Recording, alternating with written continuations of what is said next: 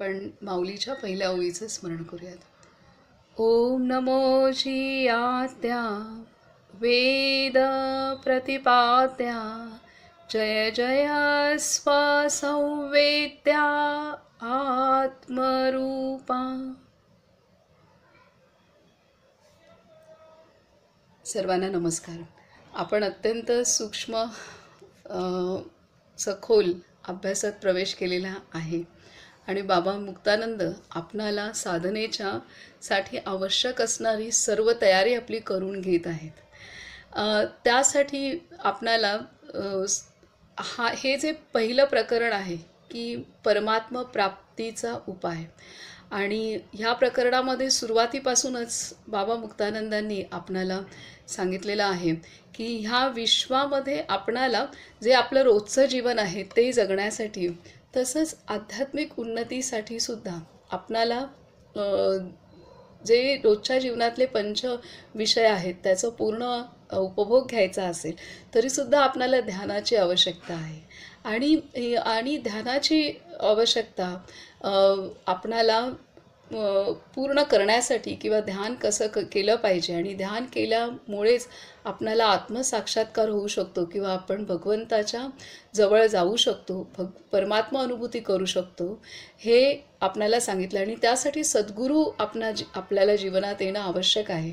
आणि मग नंतर सद्गुरूंचं महात्म्य बाबा मुक्तानंदांनी आपणाला सांगितलं की सद्गुरूंचं कार्य काय असतं, सद्गुरू कसा असला पाहिजे. तो अनुग्रह देतो म्हणजे नेमकं काय करतो, तर अनुग्रहाच्या रूपामध्ये सद्गुरू ह्या भगवंताची शक्ती, जी शिवशक्ती आहे, कुंडलिनी शक्ती आहे, ती शक्ती किंवा पूर्ण परंपरेची शक्ती म्हणजे परमात्मा शक्ती तो शिष्यामध्ये संक्रमित करत असतो अनुग्रहाच्या माध्यमातून. आणि मग जो शिष्य साधा नराचा नारायण होतो आणि त्याला प्रपंचातच परमार्थ तो साध्य करू शकतो.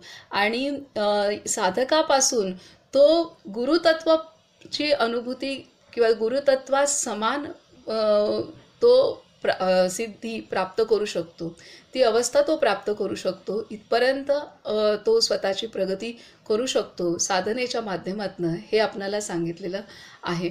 आणि साधनेचं फलितच हे आहे की साधकाने गुरुतत्व आपल्या अंगी प्राप्त करून घ्यावं. म्हणजे गुरुतत्व कसं असतं, ते निष्प्रपंच आहे. ह्या प्रपंचात राहूनसुद्धा, ह्या मायानगरीत राहूनसुद्धा त्या मायानगरीचा किंवा त्या मायेचा स्पर्श गुरुतत्वाला होत नसतो.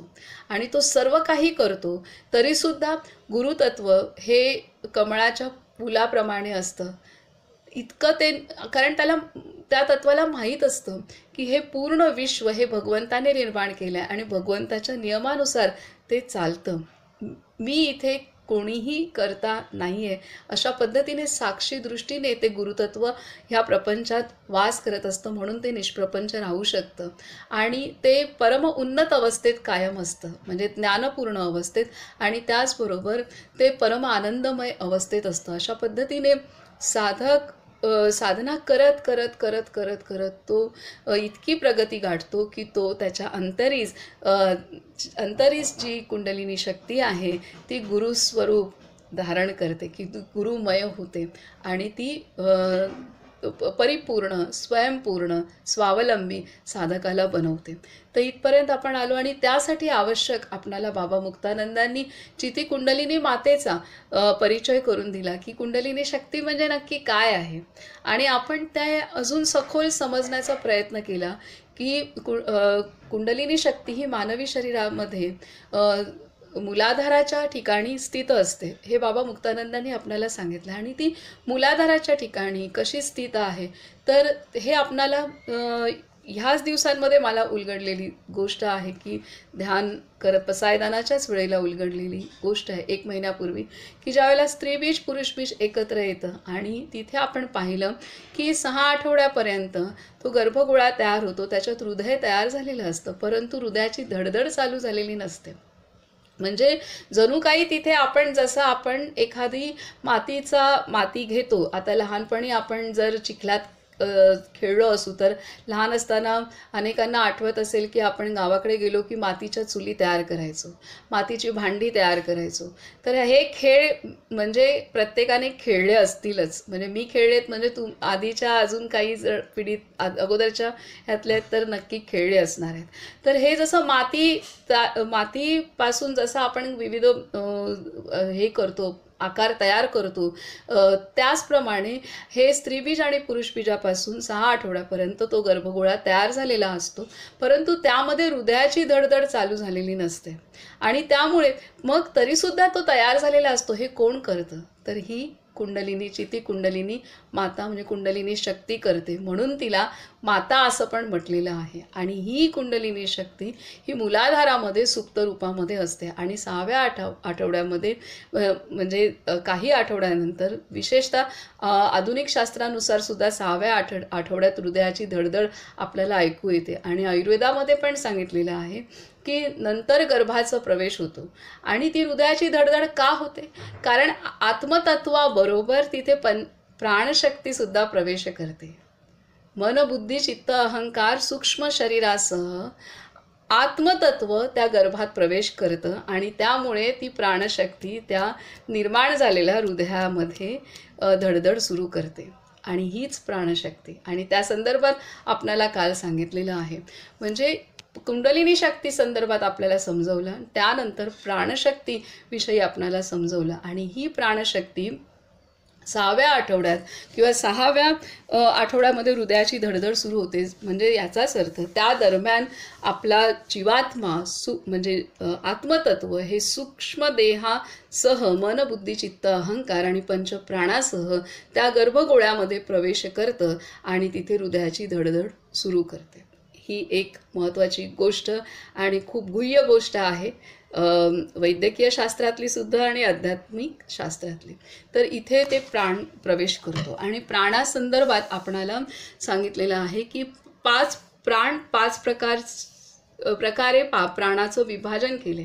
प्राण एकच, प्राणशक्ती एकच, परंतु ती शरीराच्या विविध भागात विविध कार्य करते आणि त्या कार्यानुसार त्या प्राणशक्तीचेच 5 प्रकार होतात. मग त्यामध्ये प्राण, अपान, समान, उदान, व्यान हे 5 प्रकारचे प्राण आहेत आणि त्याची कार्य आपण बघितले. आता इथे आपणाला जी कुंडलिनी शक्ती संदर्भात सांगितलं, त्यानंतर आपलं हे जो देह आहे तो देह केवळ मांसाचा गोळा नाही आहे किंवा हे धातूंचाच गोळा नाही आहे, तर त्यामध्ये जी शक्ती वाहत असते, तर ती शक्ती वाहते 72,000 नाड्यांमधून. आणि त्या 72,000 नाड्यांमध्ये 100 नाड्या प्रधान आहेत, मुख्य आहेत. आणि 100 नाड्यांमधल्या 10 नाड्या मुख्य आहेत, 10 नाड्यांमधल्या 3 मुख्य आहेत आणि 3 मधली 1 नाडी मुख्य आहे की जी सुषुम्ना नाडी. आणि ह्या सुषुम्ना नाडीमध्ये परमशिवाची शक्ती वास करत असते. परमशिवाची शक्ती ह्यामध्ये वास करत असते. आणि ही सुषुम्ना नाडीचा मार्ग काय दिलेला आहे?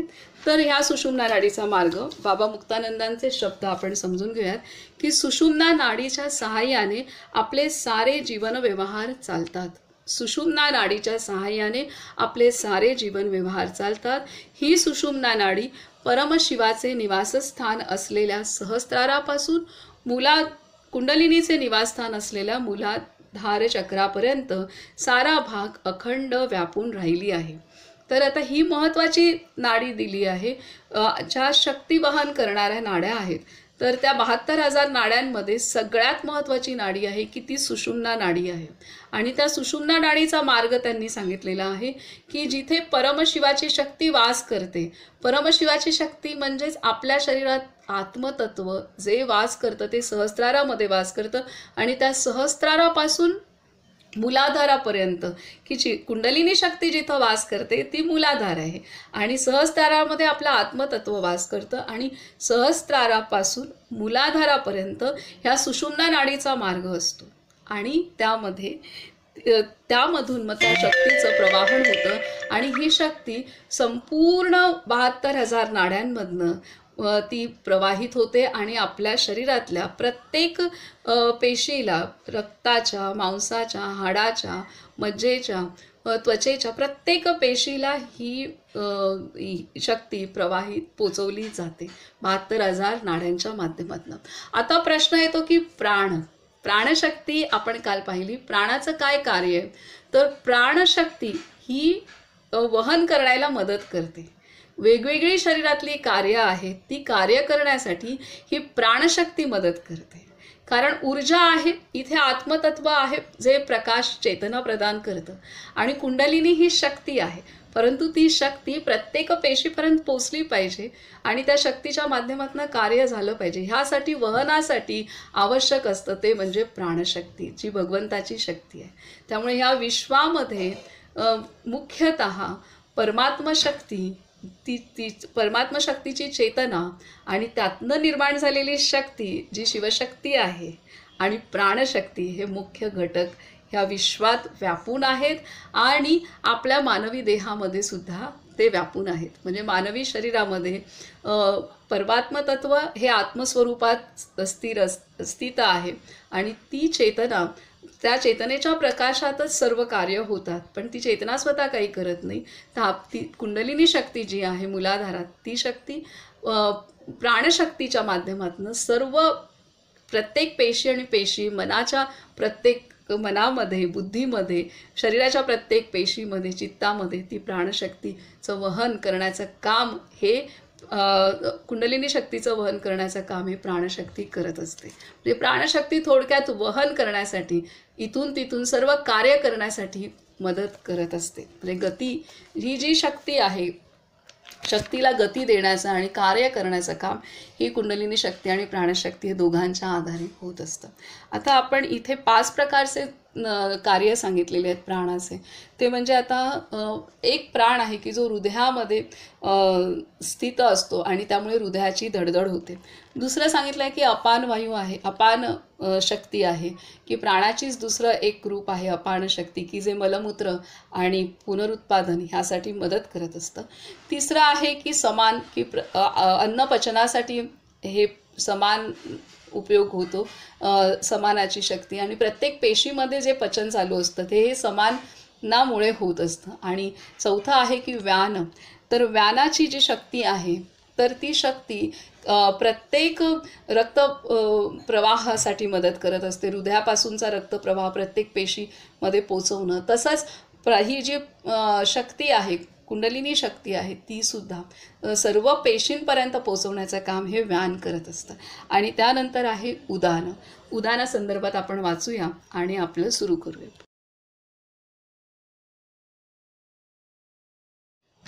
इथे उदान हा साधकाच्या दृष्टीने अत्यंत महत्त्वाचा आहे. बाबा मुक्तानंद म्हणतात, ऊर्ध्व नयतीति उदानहा, जो वर घेऊन जातो तो उदान. उदान वायू साधकाचा महान मित्र आहे. याच्या बळाने योगी वीर्यरक्षण करू शकतो. उदानाच्या सहाय्याने वीर्य वर खेचून तो ऊर्ध्वरेता बनतो. याचे वीर्य प्राणात मिसळून प्राणरूप होऊन जाते. त्यामुळे स्वर्गीय अप्सरांच्या मोहावरही तो पूर्ण विजय प्राप्त करू शकतो. हे ऊर्ध्वरेत शक्तिपात क्षमतेचे मूळ उगमस्थान आहे. शक्ती, बल, तेज आणि पराक्रम याच्यामुळेच प्राप्त होतात. शक्ती, बल, तेज आणि पराक्रम हे उदानामुळेच प्राप्त होतात. उदान वायूच्या आश्रयाने पापी जीवात्मा पापलोकात, पुण्यवान पुण्यलोकात आणि तिथून मानव लोकात जातो. हाच उदान वायू शुद्ध होऊन क्रियायोगात समाधी सुखाची अनुभूती देत असतो. उदान शक्ती सुषुम्नेत वास करीत असते. आता इथे उदानवायू आपणाला साधकाच्या दृष्टीने अत्यंत महत्त्वाचा सांगितला आहे. कारण उदानवायू हा जो आहे, ही प्राणाची जी शक्ती आहे, उदानवायू हा सुषुम्नेत राहतो. सुषुम्ना नाडीमध्ये हा वास करतो आणि तो साधकाच्या दृष्टीने अत्यंत महत्त्वाचा आहे. कारण हा वर घेऊन जातो. म्हणजे ह्याची दिशा जी आहे कार्याची ती ऊर्ध्व आहे उदानाची. म्हणजे आपल्या श्वसनाला हा मदत करत असतो. शरीरामध्ये जी शक्ती आहे, जे आपल्या त्वचेचा जो वर्ण आहे, शक्ती आहे, त्याच्यानंतर जे आपण म्हणतो काही जण फार तेजस्वी असतात, तर हे जे तेज आहे, शक्ती, बल शरीराची शक्ती, बल, तेज, त्याच्यानंतर वाणीची शक्ती, ही सर्व उदानाची शक्ती आहे, उदान वायूची शक्ती आहे. आणि आणि साधनेमुळे हा उदान वायू शुद्ध होतो. आणि ह्या उदान वायूचा मार्ग त्यांनी सुषुम्नेत सांगितलेला आहे.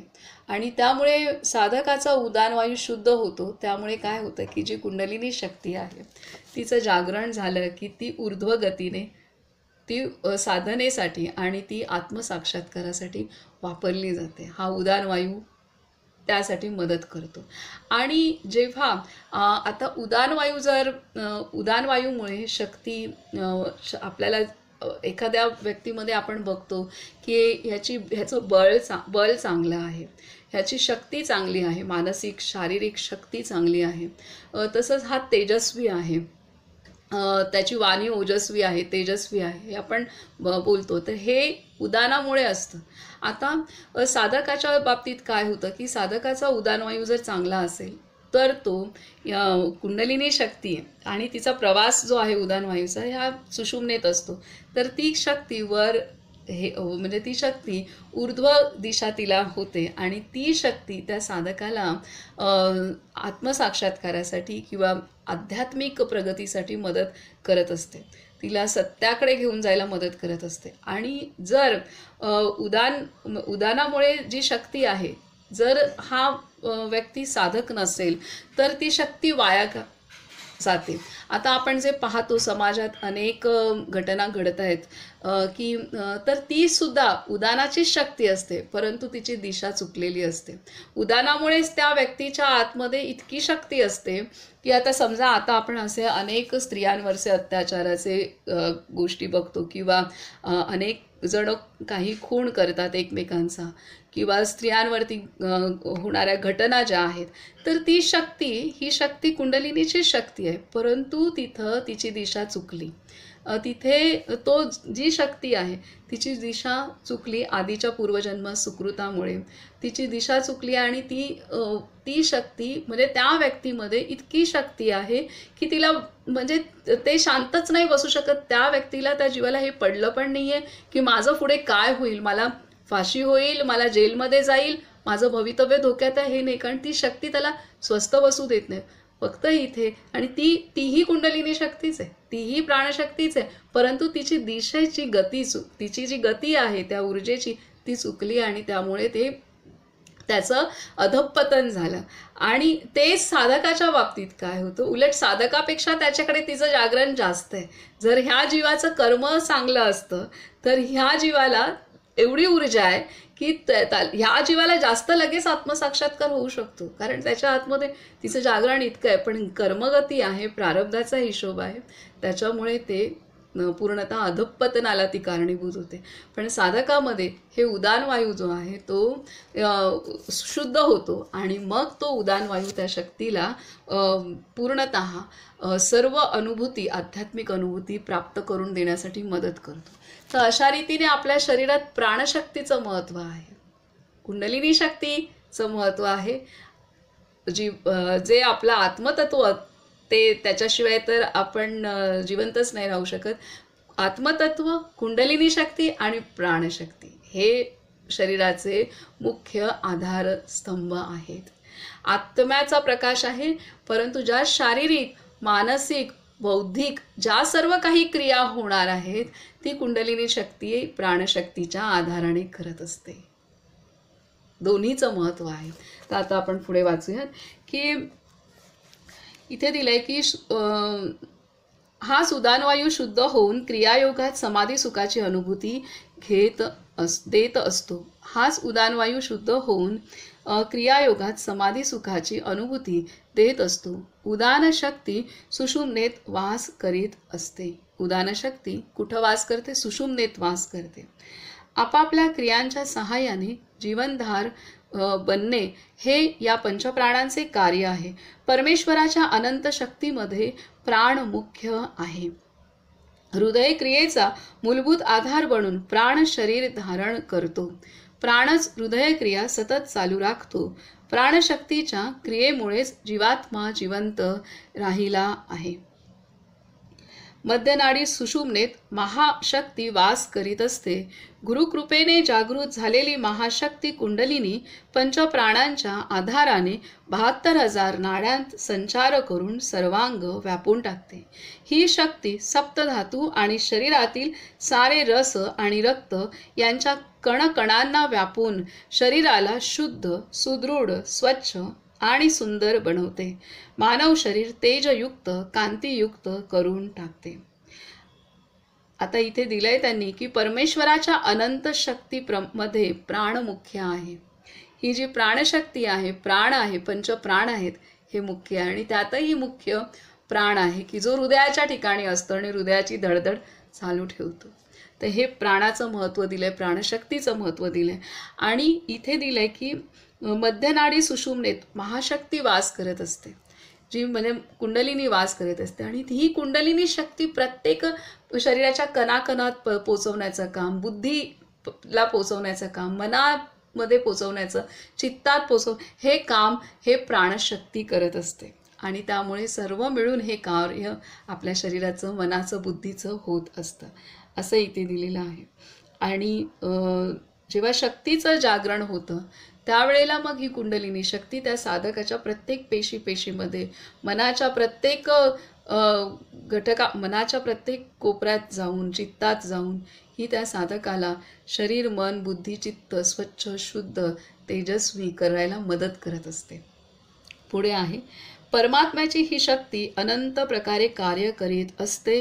हे मी बऱ्याच वेळा सांगितले आहे. ती कधी कधी आपल्या ऐश्वर्यमय, उल्हासमय आणि आनंदमय स्फुरणांनी गुरुभक्तिनिष्ठ साधकात अद्भुत रूपाने स्फुरित होते.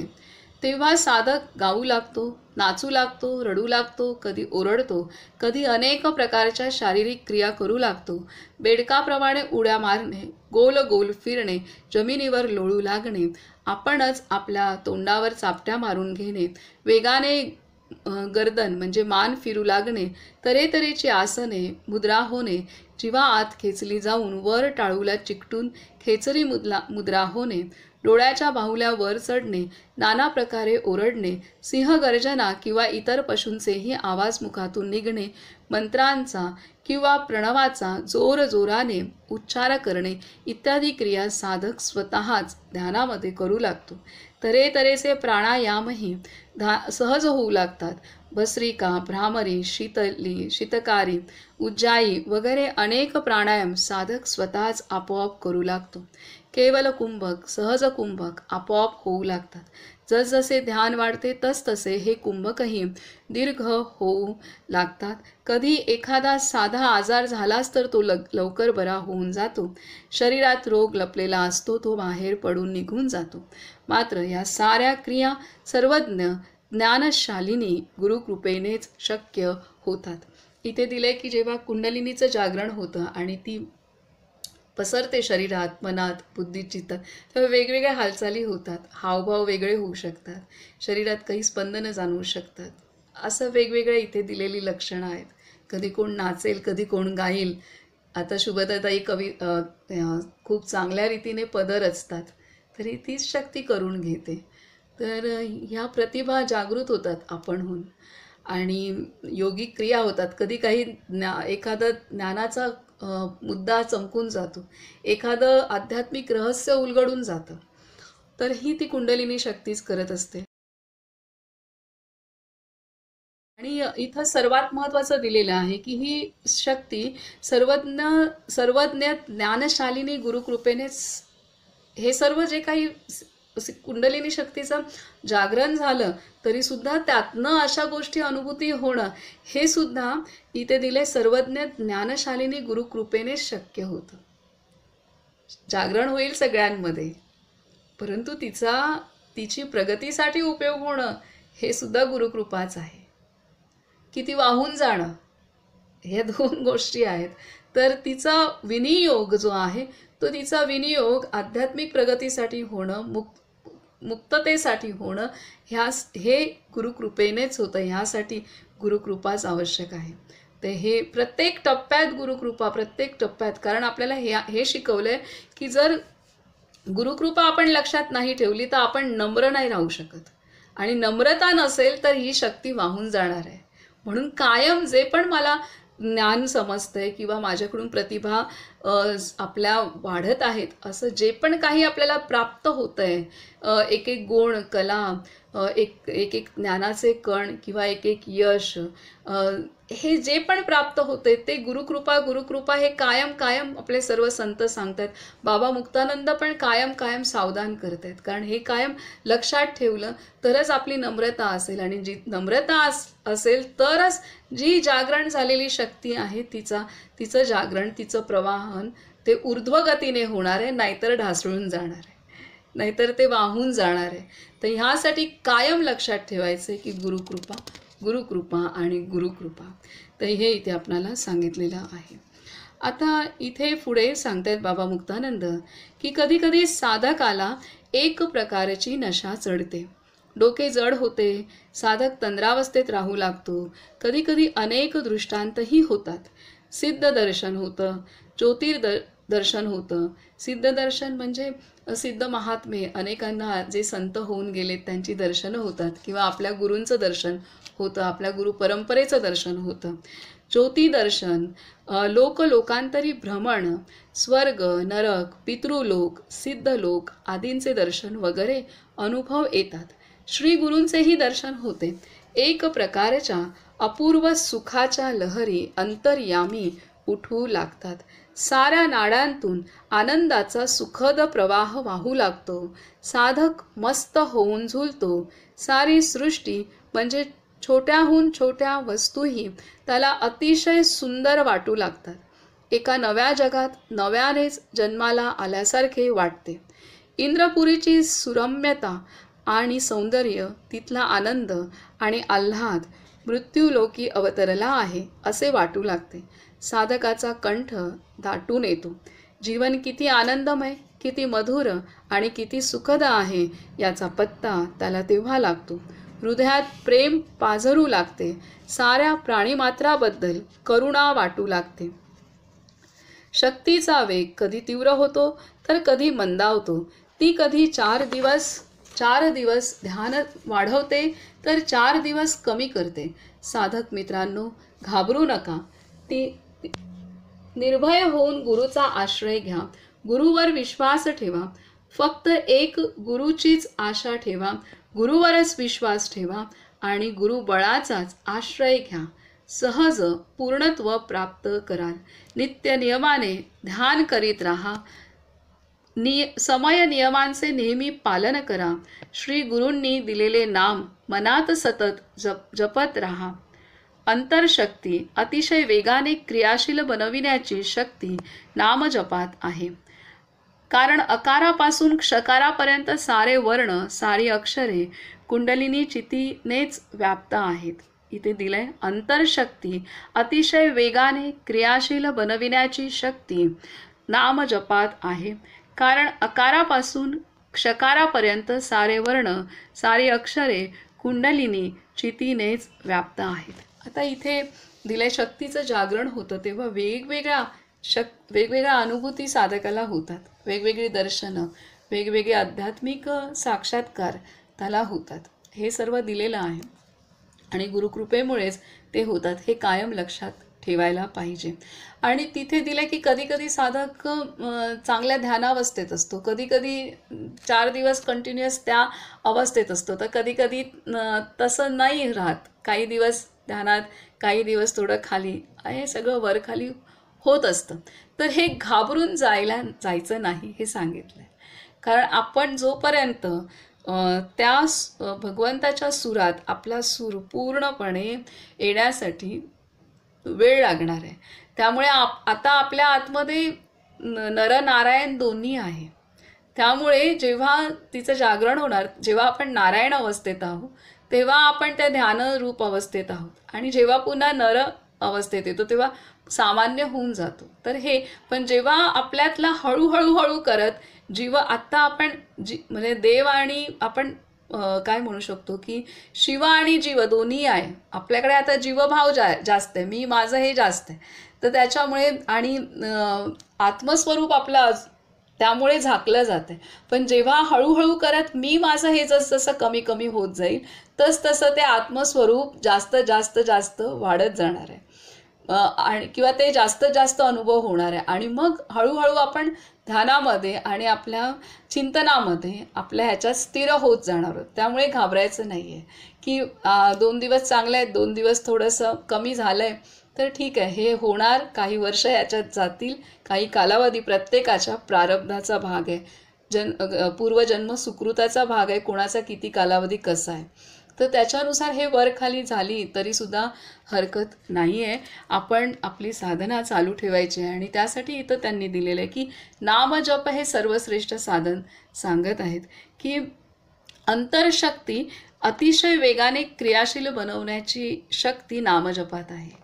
ही आपली जे कुंडलिनीचं जागरण आहे,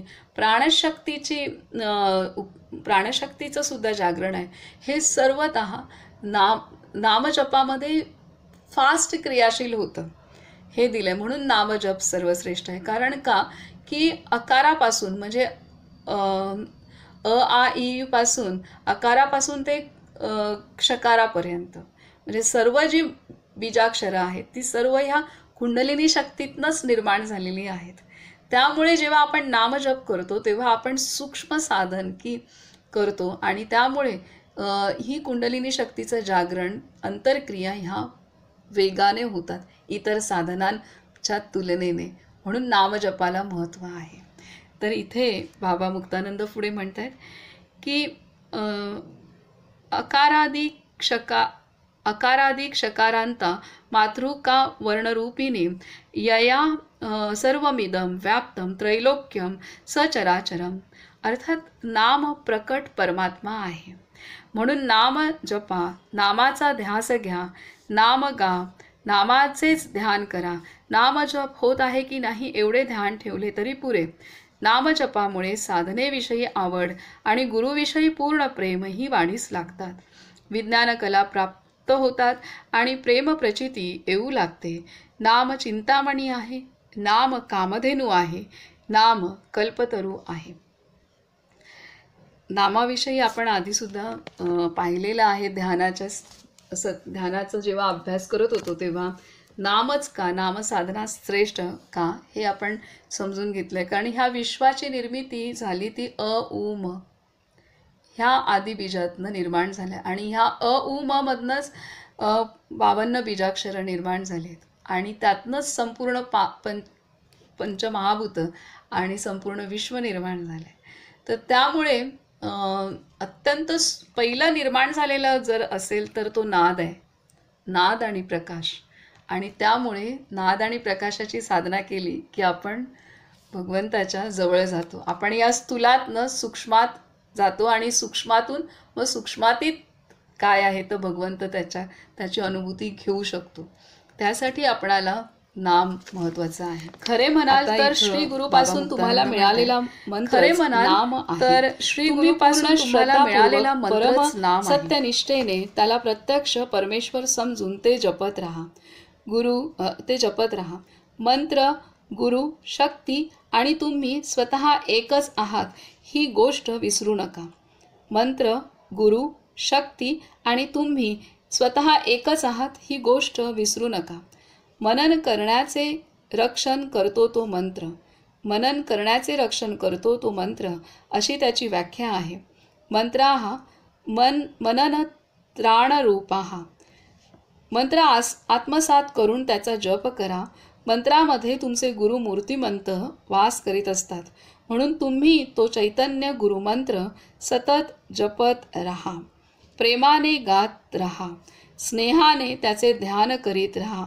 तुमची अंतरशक्ती तात्काळ विद्युत वेगाने कार्य करू लागेल. गुरूंनी दिलेला मंत्र प्राण अपानात मिळवून जपा. मग उशीर नाही, आपोआप क्रिया होऊ लागतील. साधनाही आपोआप होऊ लागेल. दर्शन विनासायास होईल. संत तुकाराम महाराज म्हणतात, एकमात्र नामजपाने न समजणारे समजू लागेल. नामाच्या महिमा मात्रे करून जे दृष्टीस पडू शकत नाही तेही दिसू लागेल. नामजपामुळे अपार लाभ होतो. न कळे ते कळो येईल उगले. नामे या विठ्ठले एकाचिया, न दिसे ते दिसो येईल उगले, नामे या विठ्ठले एकाचिया, अलभ्य तो लाभ होईल अपार, नाम निरंतर म्हणता वाचे. अशा या नामाचा एकांतात बसून निर्मळ मनाने जप करा. तुम्ही मनामध्ये कुभाव आणि कुसंस्कारांचे चिंतन करू लागला की तुमच्या अंतःकरणाला त्याच अवस्थांची अनुभूती येऊ लागते. कामविकाराच्या चिंतनाने संपूर्ण कामरूप होण्याचा अनुभव तुम्हाला आहेच. मग मंत्रचिंतनाने मंत्रमय व्हायला काय उशीर? श्री गुरूंनी मंत्राबरोबरच तुमच्या अंतरात प्रवेश केला आहे. ते तुमचे सर्वांग व्यापून तुम्हाला आपणासारखे करून टाकतील. सद्गुरूंचे किती हे उपकार पुन्हा एकदा आठवण देतो. मंत्र जप करीत राहा. जप करता करता ध्यानावस्था प्राप्त होऊन जाईल. इथे आपल्याला दिलेलं आहे की नाम घ्यायला, नाम सांगितलेलं आहे की कारण नामामुळे अंतरशक्ती जी आहे, कुंडलिनी शक्ती, ती जागरण व्हायला, ती वेगाने जागृत होते. म्हणून नामसाधना, नादाची साधना हे महत्त्वाचं आहे. आणि ते सांगितलं की प्राण आणि अपानात तिचं हे करा, म्हणजेच श्वासाबरोबर नाम जपा. ही महत्त्वाची गोष्ट आहे. श्वासाबरोबर नाम जपा. म्हणून इथे बाबा मुक्तानंदांनी आपल्याला प्राणशक्ती पण समजवली की प्राणशक्ती ही कशी एकच प्राण, पण तो शरीरात विविध कार्य विविध भागात करतो. तर त्यामुळे तिचे 5 प्रकार सांगितले. म्हणून आपल्याला एक एक इतकं सुंदर रीतीने समजवलं आहे. म्हणजे हा ग्रंथ अक्षरशः एवढा महत्त्वाचा आहे की प्रत्येक साधकाने अभ्यास करणं आवश्यक आहे. की इतकं सूक्ष्म आपल्याला मार्गदर्शन प्रत्येक गोष्टींचं केलेलं आहे. तर आता इथे नाम सांगितलं आहे. नामच का हे सांगितलं तर अंतरशक्ती आपली झपाट्याने वेगाने प्रगती करण्याचं सामर्थ्य नामजपामध्ये आहे आणि गुरुने दिलेल्या नामात आहे. आणि ते जपण्यासाठी कसं करायचं आहे तर श्वासाबरोबर आपण करायचं आहे. म्हणजे त्या प्राणशक्तीबरोबर आपण करायचं आहे. तर कारण ती सुषुम्नेमध्ये उदान वायू काम करत असतो, प्राण उदान हे सर्व कार्य. त्यामुळे त्या लयीशी आपण नाम घेतलं आणि ते आपण नाम कसं घ्यायचं हे ध्यानात आपण शिकलो. पुढच्या आठवड्यात आपण पुन्हा रिव्हिजन करू. थोडं ध्यानाचे जे नवीन आहेत त्यांना होईल. तर श्वासातून नाम घेणं हे इथे बाबा मुक्तानंद पण आपल्याला सांगतायत की त्यामुळे आपण अजून सखोल अनुभूती कमी वेळात नामसाधनेने घेऊ शकतो. आता पुढे सांगत आहेत की हृदयात बसलेली गुरुशक्ती ध्यान वाढवते. हृदयात बसलेली गुरुशक्ती ध्यान वाढवते आणि ते स्थिरही करते.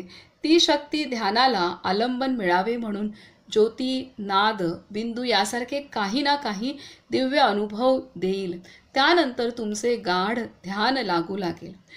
इथे देतात की नाम जप करत करत करत आपल्याला ध्यान लागू लागतं. ध्यानावस्थेत आपण प्रवेश करतो आणि तिथं मग आपणाला हृदयामध्ये गुरुशक्ती जी आहे ती मदत करत असते. चित्त आणि अनेक अनुभूती पण येऊ शकतात. कोणाला काही तेज दिसेल किंवा बिंदू दिसेल, ज्योती दिसेल, नाद ऐकू येईल, असं काही होईल. असं नाही झालं तरी हरकत नाही. आपल्याला अन्य अनुभूती येऊ शकतात. आपली जाणीव वाढलेली आपल्याला कळू शकते. आपलं आरोग्य सुधारलेलं कळू शकतं. आपलं मन संतुलित होतं हे कळू शकतं. आपण शांत होतं हे कळू शकतं. आपले धैर्य वाढलं हे कळू शकतं. हे पण मोठ्या अनुभूती आहेत. त्या अनुभूती ज्या आहेत, ज्या काही ऐकू येणं वगैरे ह्या आहेतच मोठ्या, परंतु त्या प्रत्येकाला येतील असं नाही. त्या आल्या नाहीत म्हणजे आपण मार्गावर नाही असं नाही आहे. तर अनंत अनुभूती वेगवेगळ्या प्रत्येकाच्या पिंडानुसार येतात आणि त्यासाठी ती गुरुशक्ती आपल्याला मदत करत असते. पुढे सांगत आहेत की चित्त चांचल्यावर विजय प्राप्त करण्याचा ध्यान हाच अमोघ उपाय आहे. ध्यान हाच इच्छित फल देणारा कल्पवृक्ष आहे. ईश्वरी शक्तीला खेचून घेणारा ध्यान हा लोहचुंबक आहे. ध्यानाला साधारण समजू नका. ध्यान हे योगाचे हृदय, साधनेचे मूळ, ज्ञानाची गुरुकिल्ली, प्रेमाचा प्रवाह आणि गुरुकृपारूप संपत्ती प्राप्त करून देणारा महायज्ञ आहे. ध्यान हे श्री गुरूंचेच एक रूप आहे. ध्यान हे खूप सुंदर दिले. ध्यान हे योगाचे हृदय, योगाचे हृदय, साधनेचे मूळ, ज्ञानाची गुरुकिल्ली, प्रेमाचा प्रवाह आणि गुरुकृपारूप संपत्ती प्राप्त करून देणारा महायज्ञ आहे. ध्यान हे श्री गुरूंचेच एक रूप आहे. ध्यान हे श्री गुरूंचेच एक रूप आहे. ध्यान कसे करावे, कोणाचे करावे, किती वेळ करावे, हा एक अत्यंत महत्त्वाचा आणि आवश्यक प्रश्न आहे. ध्यानेनात्मनि पश्यन्ति केचिदात्मानं, म्हणजे ध्यानाने आत्मदर्शन होते असे भगवद्गीतेत सांगितले आहे. ध्याने तद्रूपता असे भागवतात सांगितले आहे. ध्यानावस्थेत साधक परमात्मरूप होऊन जातो. भृंगीच्या तीव्र ध्यानामुळे कीटक भृंगी बनतो. भृंगी म्हणजे भुंगा. आता कीटकाला भुंगा व्हायची इच्छा असते, त्याच्यामुळे त्या इच्छेमुळे कीटक भुंगा बनतो. कीटकाचं भुंग्यात रूपांतर होतं. हे दिले. त्याच न्यायाने साधक देखील ध्यान करता तद्रूप होऊन जातो. ध्यान करता तो आत्मस्वरूप, आणि आत्मस्वरूपच हे भगवत स्वरूप आहे, इथपर्यंत तो त्याची प्रगती करतो. मीच तो आहे इथपर्यंत त्याची प्रगती होते. ध्यानाचे नाव ऐकून घाबरू नका. संसारातही तुमचे अनेक प्रकारचे ध्यान होत असते. तुमच्या कलाकौशल्याला ध्यानद्वाराच पूर्णता येते. डॉक्टरांचे रोगनिदान, न्यायाधीशाचा निर्णय, रडारसारखी यंत्रे निर्माण करण्याची तंत्रज्ञांची क्षमता, प्रोफेसरांचे लेक्चर, उत्तम स्वयंपाक, मोटर ड्रायव्हिंग, संगीताच्या सुरेल ताना, गणितशास्त्रातील प्रश्न सोडविणे वगैरे गोष्टी ध्यानाशिवाय साध्य होतात का? या सर्वाच्या पूर्तीसाठी थोड्याफार प्रमाणात ध्यानाची आवश्यकता असेलच. परंतु या साऱ्या विषयांत तुमचे ध्यान सांसारिक क्षेत्रातील ऐहिक प्राप्तीसाठी केले जाते, ईश्वर प्राप्तीसाठी नाही. तुम्ही आपले चित्त संसाराची कामे करण्यात तन्मय करता, तसेच ते परमेश्वराच्या भावात तन्मय करणे, याचेच नाव ध्यान. हे कठीण नाही, पण फार सुलभही नाही. पण पूर्णार्थाने ध्यान म्हणजे निर्विषयम मनहा, अर्थात मन मननरहित, चिंतनरहित, प्रज्ञा स्मृतीरहित बनणे, मन अमन होऊन जाणे, हे उच्च ध्यानाचे स्वरूप आहे. उच्च कोटीच्या महात्म्यांना त्याचे ज्ञान असते. ध्यानामध्ये मन मनरहित होऊन आत्माकार होऊन राहणे हे फार उच्च अवस्थेचे द्योतक आहे.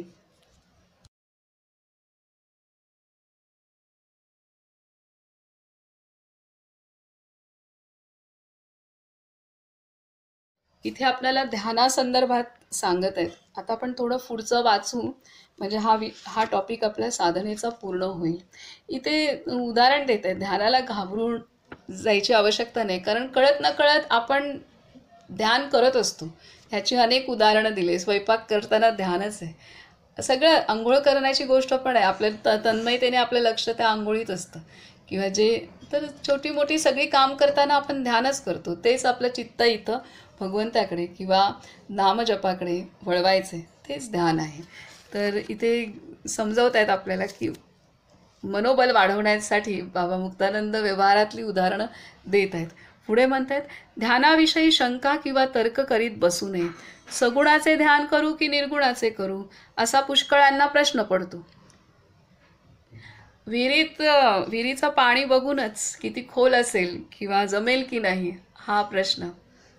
तसंच आहे सगुण की निर्गुण. वास्तविक या दोघांपासूनही एकच फलप्राप्ती होत असते. तुकाराम, तुलसीदास, नामदेव, मीराबाई, जनाबाई वगैरे संत मंडळी सगुणोपासक होती. या संतांना सगुणाचाही साक्षात्कार झाला आणि निर्गुणाचाही झाला. सगुण काल्पनिक नाही, सत्य आहे. परमात्म्याचा महिमा अपार आहे. त्याने आपल्या अनंत शक्ती भांडाराने शून्यातून व्यवहार योग्य जगताची उत्पत्ती केली. तो स्वतःच जगद्रूप बनला. जगातल्या साऱ्या वस्तूही आपणच झाला. असा जो अनंतरूपी अनंतनामी परमात्मा, त्याला सगुण रूप धारण करणे काय कठीण. यासाठी निरनिराळ्या वादांमध्ये साधू संन्याशांनीच नव्हे तर मुमुक्षूंनी देखील भाग घेऊ नये. तुम्हाला जे आवडत असेल त्याचे ध्यान करा. सगुण निर्गुण दोन्ही गोविंदच आहेत. ज्यामुळे तुमचे चित्त शांत निश्चल आत्माकार होईल त्याचेच ध्यान करा. ध्यान या विषयावर केवळ वादविवाद करीत बसून आयुष्य फुकट घालवू नका. कोणाचेही ध्यान करा. सर्व देवता ध्येय आहेत. या साऱ्या एकरूपच आहेत. ध्यान करता करता तुमच्या अंतर्यामी जे एक परमशांतीचे स्थान आहे ते प्राप्त करा. इथे देत आहेत अनेक मतांतरं आहेत. तर कुठल्याही पद्धतीने ध्यान करायचं असेल, कोणालाही आराध्य समजायचं असेल ते समजू शकतात. निर्गुणाचं करायचं आहे की सगुणाचं, मूर्ती किंवा एखाद्या संतांचं, तर कुठल्याही पद्धतीने करा. परंतु ध्यान करता करता इथे बाबा मुक्तानंद सांगतायत पण ध्यान करा. जिथे श्रद्धा भक्ती बसली आहे ते करा. आणि ते करता करता काय होणार आहे, ते करता करता तुमच्या अंतर्यामी जे एक परमशांतीचे स्थान आहे ते प्राप्त करा. ध्यान करता करता तुमच्या अंतर्यामी जे परमशांतीचे स्थान आहे ते प्राप्त करा. कोणत्याही वादात न पडता, कोणताही विचार न करता, जे काही जितका वेळ आपलं मन लागेल तितका वेळ निष्ठेने, प्रेमाने, श्रद्धापूर्वक आपण जितका वेळ पण लागेल मन तितका वेळ आपण ध्यान रोज करत गेलो तर ते करता करता बाबा मुक्तानंद सांगतायत की अंतर्यामी जे एक परमशांतीचे स्थान आहे ते प्राप्त करायचं आहे. परमशांतीचं स्थान आहे ते आपल्याला प्राप्त करायचं आहे. मग ध्यान कोणाचंही केलं तरी, म्हणजे जे आवडतंय, जे आतून येते ते केलं तरी चालेल. ध्यान करता करता तुमच्या अंतर्यामी जे एक परमशांतीचे स्थान आहे ते प्राप्त करा. जे स्थान प्राप्त झाले की साधक सर्व दुःखे विसरून जातो. जिथे पूर्णत्वाचा अनुभव घेऊ लागतो. श्रद्धेच्या अभावामुळे पडणाऱ्या दुःस्वप्नाचे जिथे विस्मरण होते आणि जन्ममरणाची कल्पना नष्ट होऊन जाते ते स्थान ध्यानद्वारा प्राप्त करून घ्या. वादविवाद हा एक रोग आहे. मनुष्याने संसारात आतापर्यंत पुष्कळ रोग भोगले, मागाहून पश्चाताप केला. आता या ध्यान विवादाच्या रोगापासून तरी तो दूर का राहत नाही? शून्यचित्त बना. झोपेतून नुकताच उठलेला मनुष्य झोप संपली तरी काही वेळ शून्यचित्त दशेची अनुभूती घेतो. त्याचप्रमाणे तुम्हीही आपले चित्त शांत निश्चित करून त्याला आत्मरूप होऊ द्या. हीच ध्यानातली प्रगती आहे. तुम्हाला आणखी एक गोष्ट सांगतो. जे जे दृष्टीस पडेल ते सर्व राममय आहे अशी भावना ठेवा. यच्च यावत दृष्टीगोचर वस्तुमात्रात भगवंतच भरून राहिला आहे ही जाणीव म्हणजेच एक श्रेष्ठ प्रतीचे ध्यान आहे. जन्ममृत्यूच्या फेऱ्यातून मुक्त करणारा हाच सत्य दृष्टिकोन आहे. इथे सावधान करत आहेत, कोणताही वादविवादात पडायचं नाही आहे. जे आतून येत आहे, जे आपल्या प्रत्येकाचा पिंड आहे. प्रत्येकाचे सद्गुरू वेगळे असू शकतात, प्रत्येकाचं नाम वेगळं असू शकतं, प्रत्येकाला आवड वेगळी असू शकते. तर जे आतून येते ते करायचं, सुरुवात करायचं, मनापासून करायचं. जितका वेळ मन लागतंय तितका वेळ प्रामाणिकपणे करायचा प्रयत्न करायचा. आणि हे आपल्याला गुरुकृपेमुळे होतंय हे ह्याचं आभार पण मानून ते करायचं आहे. आणि असं करता करता आपण आपल्या अंतरीच परमशांतीचा अनुभव घेऊ, म्हणजे आपल्या आत्मस्वरूपाचा अनुभव घेऊ. आणि ही अवस्था म्हणजे आपण आपल्या आत्म्यापर्यंत पोचू, जे भगवंताचा तो अंश आहे, पूर्ण अंश आहे. आणि इथे पोचल्यानंतर मग इथे बाबा मुक्तानंद सांगतायत अजून एक दृष्टिकोन बाबा सांगतायत महत्त्वाचा, एक ज्ञान सांगतायत की म्हणजे ज्ञानोत्तर ध्यान. म्हणजे आपण एका जागी बसून ध्यान करतो ते तर आहेच आहे, परंतु प्रत्येक क्षणाला आपली स्मृती ध्यानरूप राहील ह्यासाठीच युक्ती आपल्याला सांगताय, जी आपण ज्ञानेश्वरीत पण पाहिली. ते म्हणजे जे जे आपल्याला दिसतंय, जे जे दिसतंय म्हणजे जे जे दृष्टीगोचर आहे, वस्तुमात्रात भगवंतच भरून राहिला आहे ही जाणीव म्हणजेच एक श्रेष्ठ प्रतीचे ध्यान आहे. प्रत्येक ठिकाणी ते भगवंताचं तत्व आहे. माझ्यात बाहेर निसर्गात, मानवात, प्राण्यात सर्वत्र ते तत्व भरून राहिलं आहे. आणि ही जाणीव म्हणजेच एक श्रेष्ठ प्रतीचे ध्यान आहे. जन्ममृत्यूच्या फेऱ्यातून मुक्त करणारा हाच सत्य दृष्टिकोन आहे.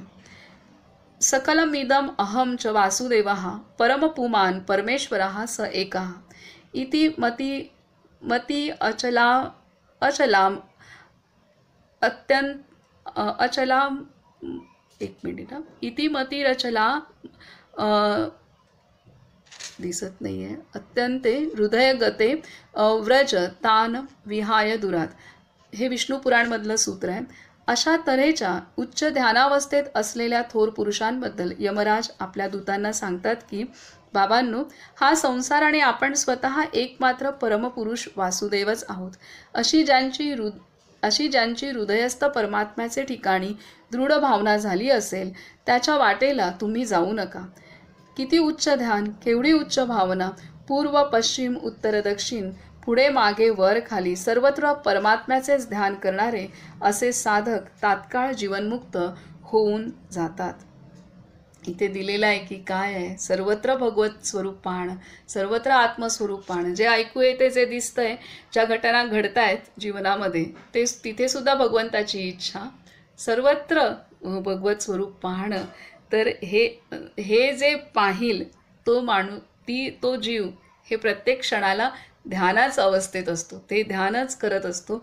आणि हे उच्च कोटीचं ध्यान सांगितलं आहे, हे उच्च ध्यान आहे आणि ही उच्च भावना आहे. पूर्व पश्चिम उत्तर दक्षिण पुढे मागे वर खाली सर्वत्र परमात्म्याचेच ध्यान करणारे असे साधक तात्काळ जीवनमुक्त होऊन जातात. जीवनमुक्त व्हायला यांना वेळ नाही लागत. हे ज्ञान ज्यांचं पक्कं झालं आहे ते अत्यंत सोपी अवस्था आहे. गोपींनी सुद्धा अशाच प्रकारचे ध्यान केले होते. त्यांना सर्व ठिकाणी श्यामच दिसत होता. गोपींना यमुना श्याम, कुंजवन श्याम, सहूदिशा श्याम, पती श्याम, मुले बाळे श्याम, गायी श्याम आणि स्वतःही श्याम, मनश्याम तनश्याम सर्वत्र श्यामच भरला होता. त्यांना श्यामकृष्णाहून वेगळे दुसरे काही दिसतच नव्हते. अशा प्रकारचे ध्यान पूर्ण होण्यासाठी गिरीकंदरात जावे लागत नाही. हे ज्ञानोत्तर ध्यान आहे. यात परमात्म्याचे सम्यक ज्ञान मुख्य असते. सारे विश्व परमात्म्याचेच पूर्ण रूप आहे, हे पूर्ण सत्य आहे. बाबा मुक्तानंदांनी एका जागी स्थिर बसून करण्याचा ध्यानाचा मार्ग सांगितला. सोबत प्रत्येक क्षणाला आपण सहज ध्यान कसं करू शकतो ही दृष्टी दिली की पूर्ण विश्व त्या भगवंताचंच आहे आणि त्यामुळे प्रत्येक क्षणाला आपण आत्मस्वरूपात राहून आत्मस्वरूपच बाहेर बघितलं, विश्वात बघितलं, परमात्मा स्वरूप तर ते ज्ञानोत्तर ध्यान आहे जे प्रत्येक क्षणाला आपण करू शकतो आणि जीवनमुक्त अवस्था आपण प्रत्येक क्षणाला अनुभवू शकतो. तर हे सुद्धा आपल्याला बाबा मुक्तानंदांनी पूर्णतः ध्यानासंदर्भात सांगितलेलं आहे. सर्वांना अभिलाषा असे.